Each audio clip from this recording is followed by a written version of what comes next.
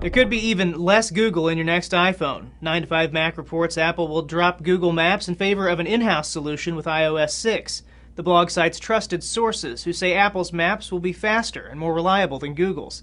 The application will be built on various mapping companies Apple acquired over the last few years, and the overhaul will come complete with a new icon. All Things Digital independently confirmed the rumors. One source said the new maps will, quote, blow your head off. I'm not quite sure what that means, and the source in question declined to elaborate, but it's likely a reference to the photorealistic 3D mapping tech Apple acquired when it purchased C3 Technologies. All Things Digital says C3's mapping tech is based on software originally designed for missile targeting.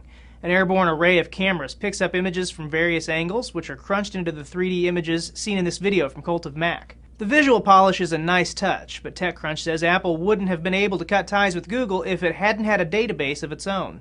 While C3's tech seems to have been used in building features, the purchase of white-label mapping service Placebase presumably allowed Apple to build up their store of map data to the point where they apparently feel comfortable giving Google the boot. And GigaOM suggests Apple is indeed comfortable in distancing itself from a competitor.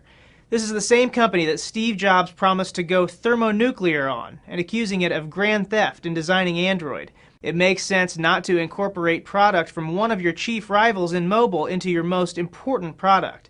So a switch makes good business sense, but John Gruber at Daring Fireball says Apple has to make sure its offering is a categorical improvement. This is a high-pressure switch for Apple. Regressions will not be acceptable. The purported whiz-bang 3D view stuff might be great, but users are going to have pitchforks and torches in hand if practical stuff like driving and walking directions are less accurate than they were with Google's data. 9to5Mac expects iOS 6 to debut at Apple's Worldwide Developer Conference in mid-June. For Newsy, I'm Nathan Byrne, multiple sources, the real story.